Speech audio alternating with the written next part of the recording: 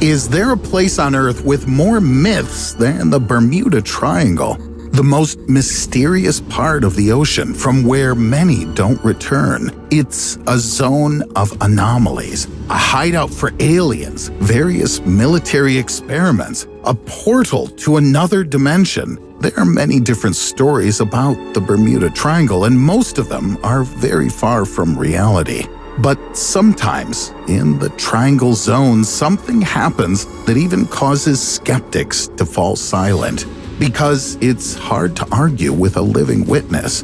But is it possible to believe their words? To finally understand the secrets of the Bermuda Triangle, I decided to conduct my own research. First, I want to briefly remind you what this abnormal zone is. The Bermuda Triangle is the name for the area in the Sargasso Sea, which can be outlined right with a triangle.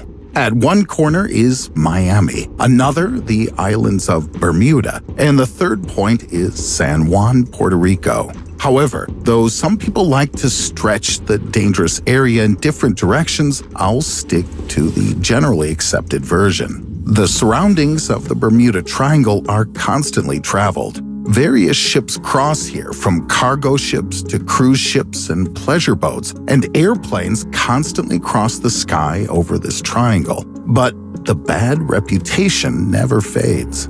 It all started with Flight 19. On December 5th, 1945, 5 American aircraft were on a training flight in the Bermuda Triangle area when they suddenly disappeared. All 14 pilots, as well as the 13 crew members of the aircraft that performed the search for the missing planes. And so far, no one has been able to determine the exact cause of what happened.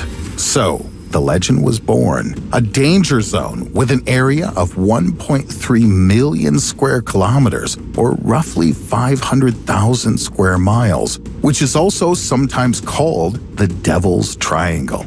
After this incident, the number of references to the anomalous area began to grow.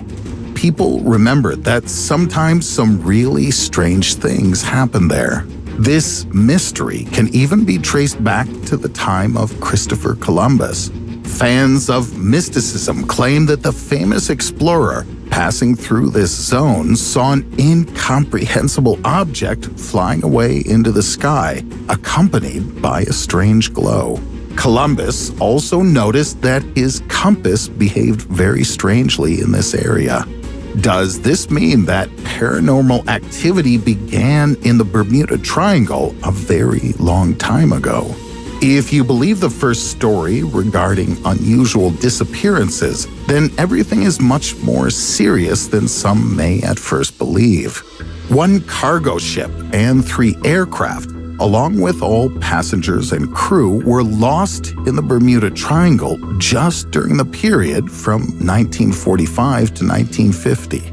And this is not counting the case of Flight 19. In fact, there are many such examples. Incidents in the Bermuda Triangle even have their own Wikipedia page. The influence of the triangle even extends onto land.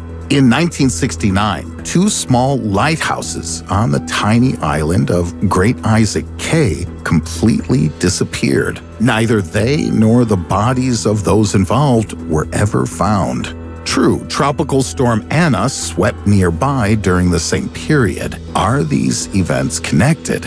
I have no doubt. But the mystical events of the Bermuda Triangle are most certainly not always without witnesses. Along with more than 900 dead, there have been 19 survivors. I think most of them will not be able to tell us much of anything. Too much time has passed. But there's at least one person in the world who's ready to share information about this mysterious place. And this person is not just a theorist. He experienced abnormal activity himself and managed to survive. His name is Bruce Gernon. On December 4th, 1970, Bruce, along with his father and his business partner, took off from the island of Andros, heading for Miami Beach. It wasn't his first time making this flight, and everything went as usual. The trip should have taken about an hour and a half. Bruce was piloting a Beechcraft Bonanza light engine aircraft. Immediately after takeoff, he noticed a small cloud. The plane rose to an altitude of about 300 meters, or about 1,000 feet, and the cloud also rose with them. It grew literally before their eyes, but the aircraft managed to slip through it. After 10 minutes had passed, and at an altitude of 3,505 meters, or about 11,500 feet, another cloud appeared. It was so large that Bruce again had no choice but to fly directly into it. Everything around immediately turned black, although there was no rain. The pilot noted strange white flashes that were not like lightning. They were so bright that they lit up everything. After about half an hour, Bruce suddenly realized that this was the same cloud through which they'd flown earlier. It had the shape of a ring, a kind of giant donut-shaped cloud. Bruce saw no way to escape from the captivity of this strange cloud when suddenly he noticed a small clearance. This was his only chance. The hole looked like a tunnel just over 1.5 kilometers or 1 mile wide and about 16 kilometers or 10 miles long. At the very end of the tunnel, he could see blue sky. But as soon as the plane entered the tunnel sharply narrowed. The walls of the tunnel were curved and shrinking, continuously closing in. The whole of the interior was covered with small gray threads of clouds that spun counterclockwise right in front of and around the aircraft. The navigation instruments malfunctioned, spinning maniacally in the glass dials. Fortunately, Bruce managed to break out of this strange captivity. About 20 seconds passed, but at that moment, no one cared. The plane was enveloped in a strange fog.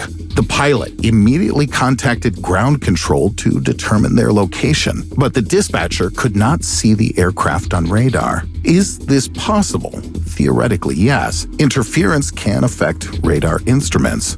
But what happened next scared everyone, including Bruce himself. The dispatcher suddenly announced that the plane was already in the sky over Miami. Let me remind you, this flight usually takes about 75 minutes, but only 47 minutes had passed, a little more than half the time. Bruce's plane couldn't have accelerated to such a speed. The design of the aircraft simply didn't allow for such a thing. Gradually, the fog cleared and the pilot saw that he really was above Miami. Returning to the ground, Bruce checked the amount of fuel used and the clock. Everything looked as if the plane had suddenly teleported from one point in space to another by itself without the help of engines, as if the plane had gone through a portal. I agree, this all sounds completely unbelievable. However, the news of the strange journey quickly spread through the media, and later Bruce even published a book regarding his theory of what had happened on that fateful day. In his opinion, the electrically charged fog surrounding the plane was to blame for everything. Professor David Pears agrees with Bruce. The fog formed between two areas of lower and two areas of higher pressure over Florida. Usually, such zones create powerful thunderstorms, but it's not due to just this alone. The ionized air, which creates that eerie fog, also disabled the compass, according to the professor. But what about the appearance of the aircraft having somehow moved in space? This apparently can be explained by dark energy. This form of energy, existing so far only in theory, is responsible for the accelerated expansion of the universe. Some researchers believe that dark energy can be used to create a special engine, allowing us to travel huge distances in fractions of a second. Just like with Bruce's plane. This is a very complex hypothesis, which involves something like a curvature bubble that alters space and time. Generally speaking, to be kind, this is difficult to prove, at least for anything in the near given future. A much more interesting question is where the dark energy could have come from above the Bermuda Triangle. Any ideas?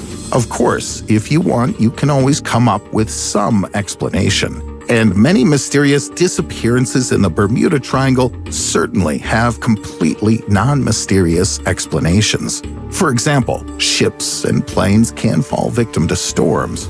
Some eyewitness accounts are fictitious. Some details are embellished. Also, according to some, the number of ships and planes missing in the area is no more and no less than any other part of the world ocean.